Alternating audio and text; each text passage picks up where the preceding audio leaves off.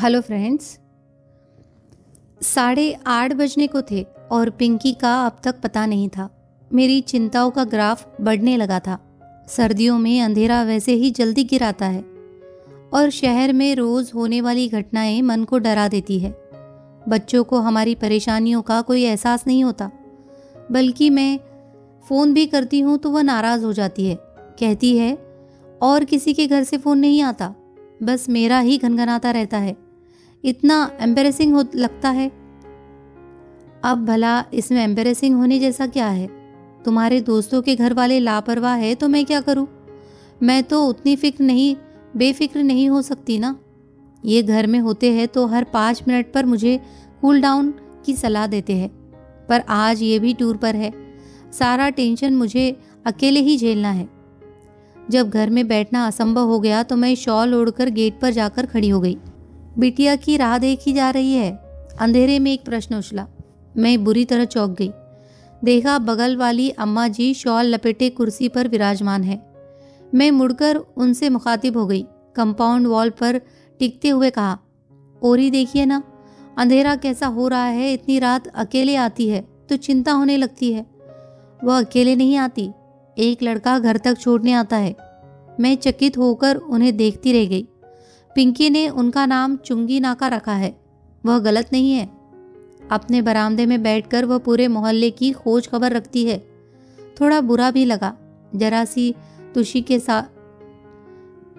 साथ पूछा, आप अब तक यहाँ ठंड में क्यों बैठी हुई है?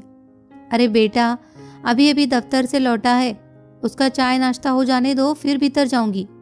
मतलब? अरे मुझे देखेगा तो पास बिठा लेगा, मेरे हालचाल पूछेगा, दफ्तर की बातें बताएगा। बहू को ये सब अच्छा नहीं लगता। कहती है शादी क्यों की, जिंदगी भर अम्मा के पल्लू से बंधे रहते। कहते हुए उन्होंने शॉल और कसकर लपेट ली। मैं चुप हो गई।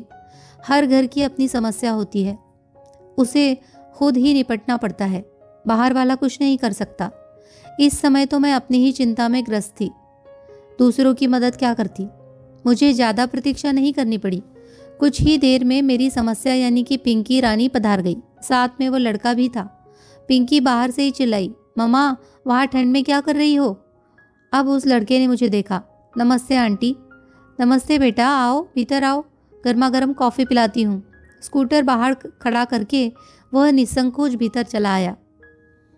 रोज़ तो बाहर से ही चले जाते हो, आज पकड़ाई में आए हो?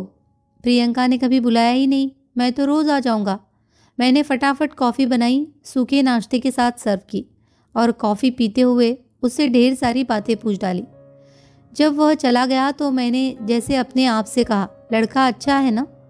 कहीं तुम इसके साथ मेरा गठजोड़ा करने की तो नहीं सोच रही हो? एक ही बैठक में उसके खानदान की सारी हिस्ट्री ज्योग्राफी पता कर ली, इसीलिए पूछ रही हूँ। हर्ज क्या है? No mummy, he is just a friend. Coaching तक लाने ले जाने के लिए ठीक है, पर शादी के कतई लायक नहीं है। इतने मीडियाकर पर्सन से शादी की बात तो मैं सोच भी नहीं सकती। कैट की तैयारी कर रहा है, सो क्या ऐसे ही? पता है मम्मी, यह उसका 3रा अटेम्प्ट है। तो तुम कौन सा पहली बार में ही निकल जाओगी? तुमसे तो बात करना ही बेकार है, उसने दुनक कर कहा और कपड़े बदलने चली गई। इन लड़कियों को समझना सचमुच बहुत मुश्किल है। पिछले साल तक सुनील नाम के एक लड़के से अच्छी खासी दोस्ती थी। दोनों ने टेबल टेनिस में कॉलेज को कई बार रिप्रेजेंट किया था। फिर एकाएक उसका आना बंद हो गया। मैंने पिंकी से पूछा तो बोली, जनाब खेल खेल में लाइफ पार्टनर बनने के सपने देखने लगे थे। हाउ रविश। एक लड़का था रजत, 2-3 नाटकों में दोनों ने साथ काम किया था। लड़का सुंदर था, संपन्न भी, मुझे तो सुशील भी लगता था। पर पिंकी बोली, मम्मी उसे ऑफ स्टेज देखोगी ना तो तुम्हें मतली आ जाएगी। फिर उसके साथ काम क्यों करती हो? Because he is a fine actor. कल को बॉलीवुड में जाकर बड़ा स्टार बन गया तो? नो चांस मम्मी, वह तो बस लोकल हीरो है। वहाँ तो ऐसे सैकड़ों मारे मारे फिरते हैं, कोई घास नहीं डालता। मैंने सुना है लड़कियाँ उस पर जान छिड़कती है। लड़कियाँ परले दर्जे की बेवकूफ़ होती है, तभी तो ऐसे लोगों की बन जाती है। कई बार मेरा पूछने का मन होता है कि लाडो, तेरी नज़र में कोई मिस्टर परफेक्ट है भी? उस दिन कॉलेज से लौटते ही बोली, मम्मी थोड़ा विटामिन एम स्पेयर करो, पार्लर जाना है। क्यों, कॉलेज में फंक्शन है कोई? फंक्शन तो है पर कॉलेज में नहीं, बर्थडे पार्टी में जाना है। Kartik is throwing a party. Kartik इतने दिनों कहाँ था? यही था, पढ़ाई में बिजी था, पीजी कर रहा था ना। एकाएक तुम्हें कैसे याद कर लिया? याद क्यों नहीं करेगा, मैंने उसे भूलने ही कब दिया है। हर साल बर्थडे पर विश करती हूँ, न्यू ईयर पर कार्ड भेजती हूँ। हाँ, पार्टी आज पहली बार दे रहा है।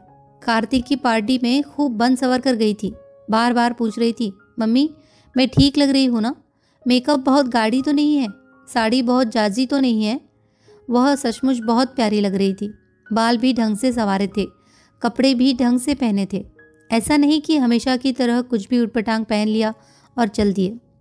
उसकी सज्जा से पता लग रहा था कि वह किसी को इम्प्रेस करने के लिए बेताब है। यह जानकर अच्छा भी लग रहा था। कार्तिक सचमुच अच्छा लड़का था। बहुत अरसे पहले वे लोग हमारे पड़ोसी थे। उसकी बहन कीर्ति पिंकी की क्लास में थी।